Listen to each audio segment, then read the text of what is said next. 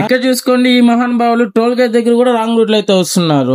ఈ రోజు అయితే మనం చిత్తూరు నుంచి బెంగళూరుకి అయితే వెళ్ళబోతున్నాము. నాతో కూడా గిరి బ్రో కూడా వస్తున్నాడు. ఇంకా ఇక్కడ కనిపిస్తున్న లగేజ్ నా లగేజ్ మొత్తం కలిపి ఈ బండిలోనే వేసుకుని వెళ్ళిపోయేది. మీరే చూసుకోవచ్చు బండి మీద ఎంత లగేజ్ ఉందనేసి. ప్లస్ నేను ఆ బ్రో కూర్చుని అయితే ఈ బండిలో వెళ్తాం. ఇప్పుడు ఇంకా వెళ్లే ముందు మా మమ్మీ అయితే హక్ చేసుకుని జాగ్రత్తగా వెళ్ళినాయైనా స్పీడ్ పోవద్దని చెప్పి మా మమ్మీ లోపలికి వెళ్ళిపోయాక బండి స్టార్ట్ చేసి చూస్తే బండి అయితే స్టార్ట్ అవడం లేదు. ఎందుకు స్టార్ట్ అవడం లేదని చూస్తే బండిలో పెట్రోల్ లేదు. ఈ విషయం మా మమ్మీకి తెలిసిందంటే ఎంత ప్రేమగా హగ్ ఇచ్చిందో అంతే కోపంతో లాగా ఉడిపిస్తుంది. అందుకనేసి మా ఫ్రెండ్ గారిని అయితే కాల్ చేస్తామన్నాను. వాడు నిద్రపోతుంటే లేసి రారా అన్నందుకు వాటి కోపం అంతా నా మీద చూపించుకున్నాడు. మళ్ళీ పెట్రోల్ బంక్ దగ్గర మాత్రం ఏం తెలియనట్టు యాక్షన్ చేస్తున్నాడు.